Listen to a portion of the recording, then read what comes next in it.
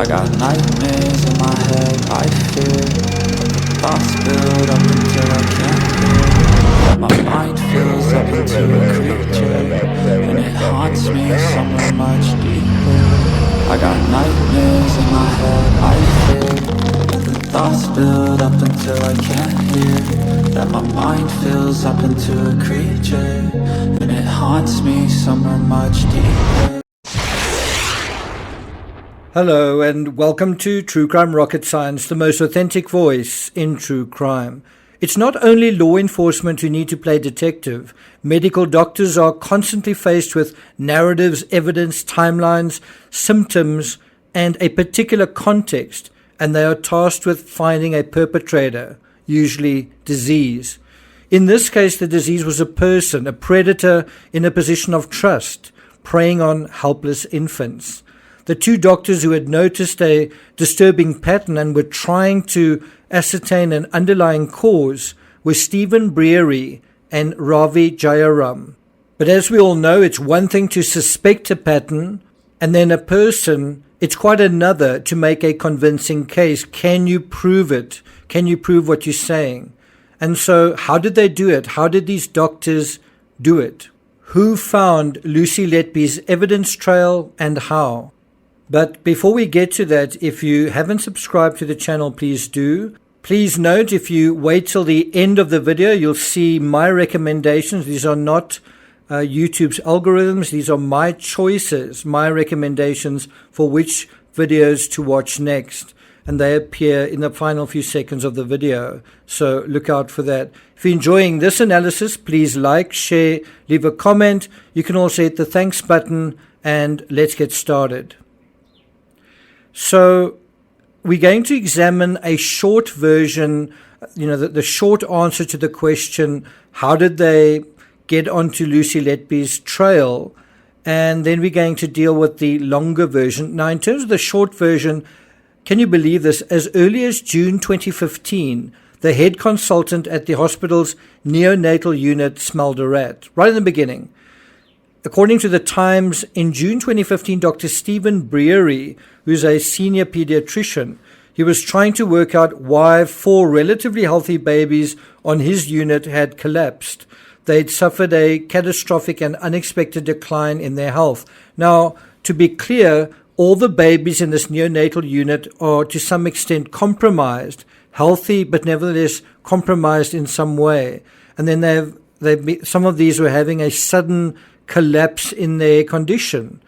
And as far as he was concerned, there was no clear reason. And this happened in over a fortnight, right? 4 relatively healthy babies, their condition suddenly going backwards, suddenly, unexpectedly, over a 2-week period. 3 babies had died and only 1 had been saved. According to the Times, that is more than they would normally expect in an entire year. And so that brings us to the first of 3 sort of areas in which they managed to basically make the original breakthrough in this case. And the first area is analytics.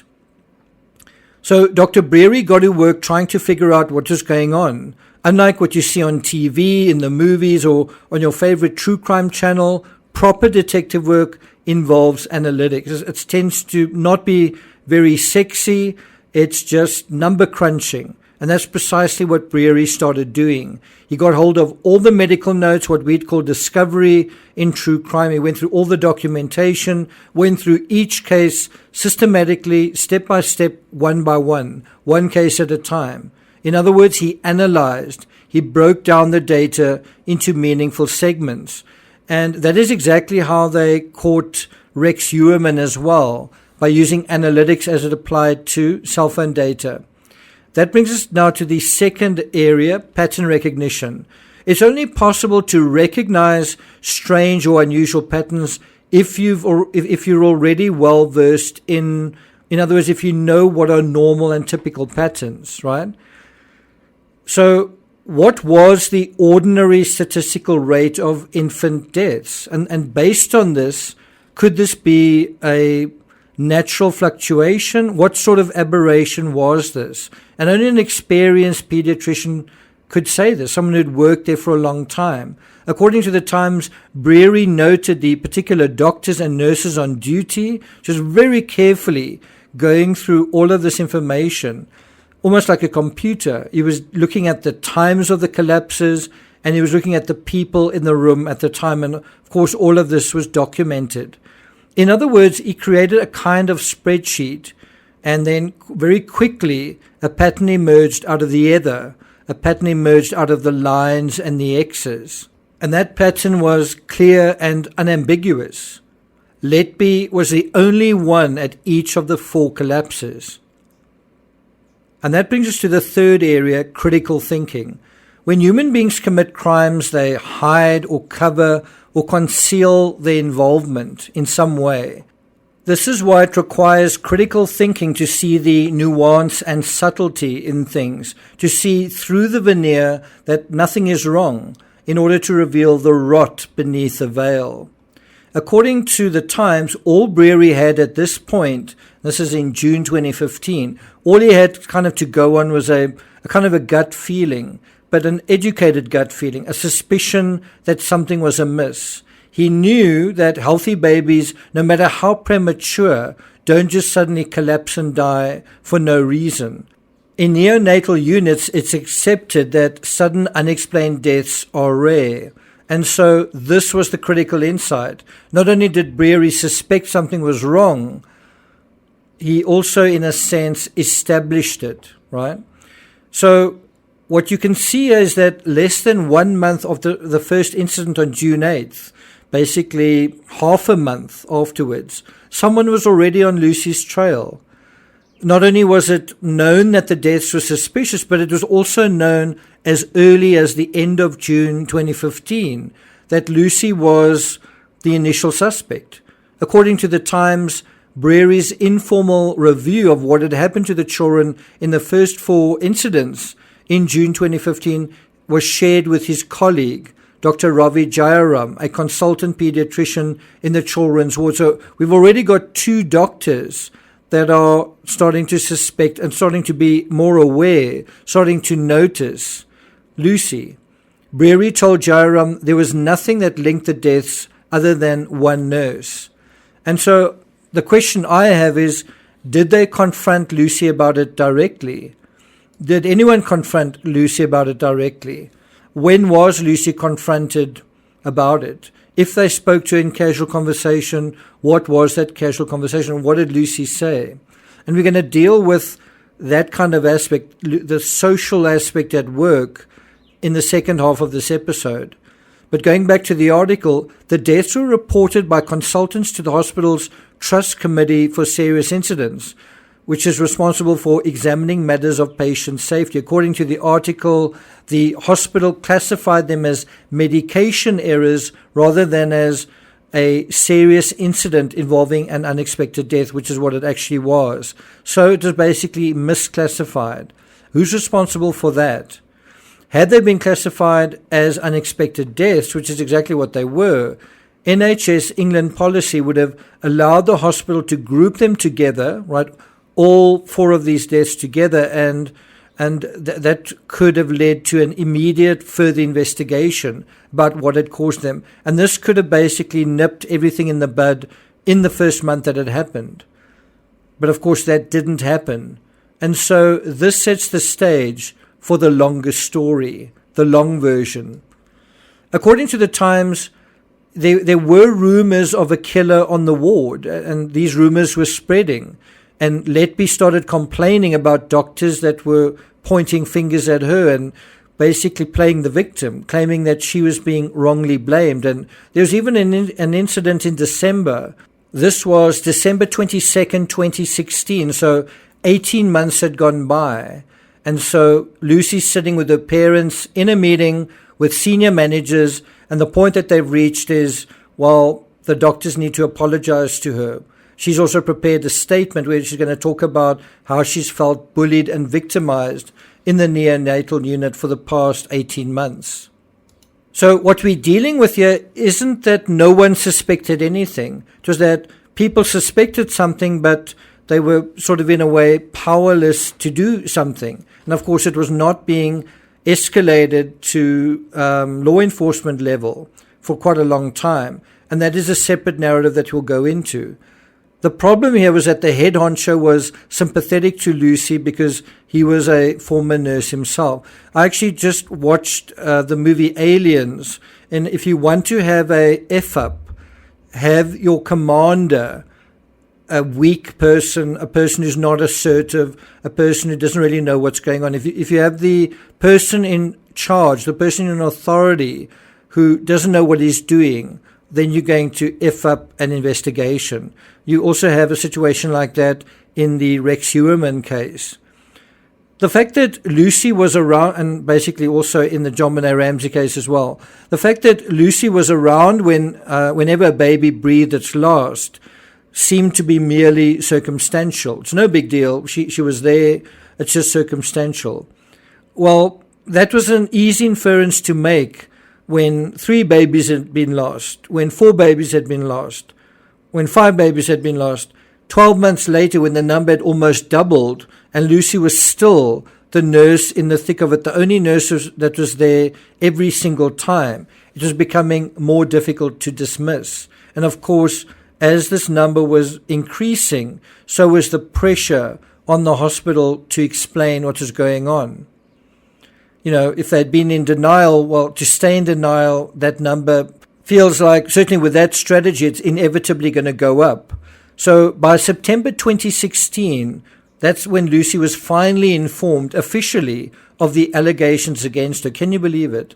From June 2015, an awareness of what was going on, an awareness of her, and then how long does it take to actually just confront her directly? According to the Times, by that point, Letby had secretly murdered 7 babies and tried to kill 6 more, one of them twice. It does make one wonder, you know, is one of the issues that's going on here sort of polite British society? You know, you don't want to cross certain lines, and you know, you want to stick to your role, kind of thing. You want to be polite, right? Now, if you think about it, fairly early on, Lucy was actually caught, in the sense that doctors had detected a pattern and her role in it, but because she got away with it, she thought she could get away with it, which is why she did it again.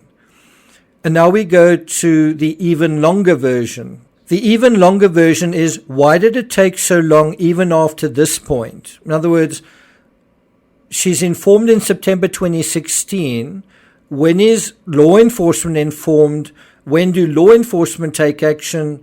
And if you do the math, she's eventually convicted and successfully prosecuted 7 years after she's informed about these allegations against her.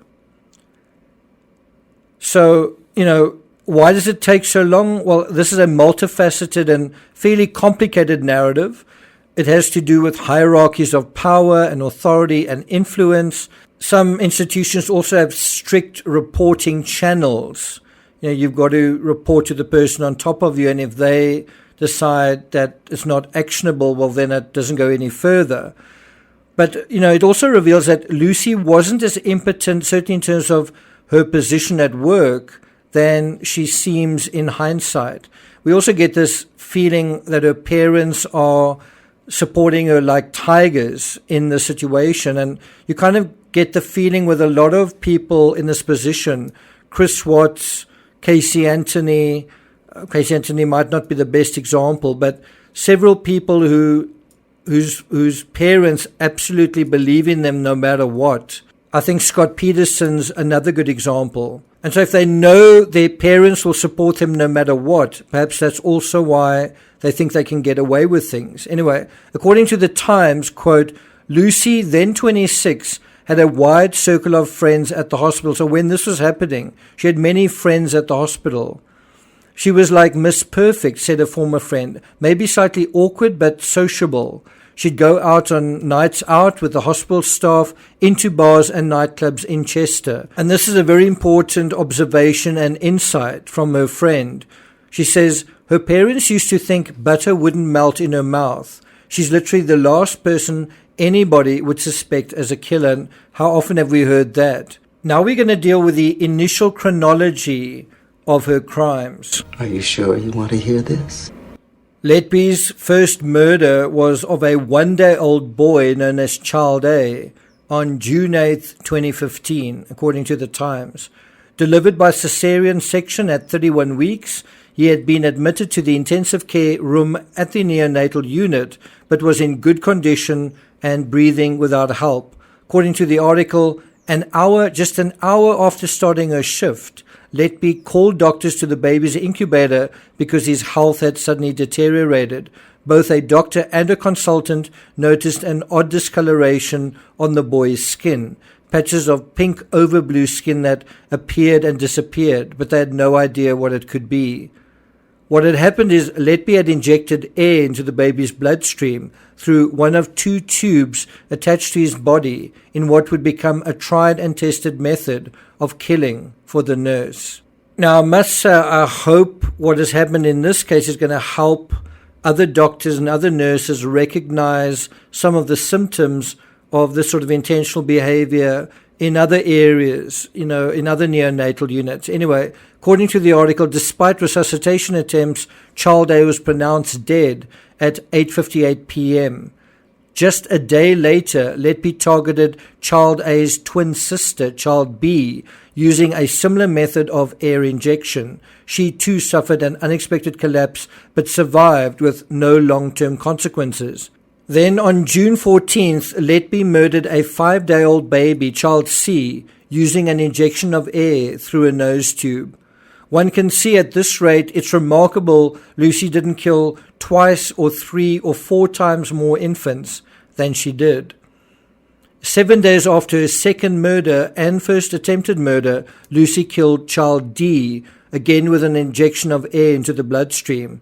This baby collapsed 3 times in the early hours and could not be saved. Now, I'm not going to take it further than that except to open the can of worms that is another underlying pattern, this time a behavior pattern associated with what was going on at the time, woven into the dynamics at the neonatal unit. According to this article in the Times, Lucy also had an alleged close relationship with a married registrar at the hospital. He had actually driven her home the night one of the babies died, and it was claimed in court that many of her actions were motivated by a desire to be noticed by him. Records showed she had searched for his wife on Facebook and had sent him heart emojis in a WhatsApp message. We will deal with Lucy's affair in the next analysis. Thank you for listening, and I'll see you guys next time.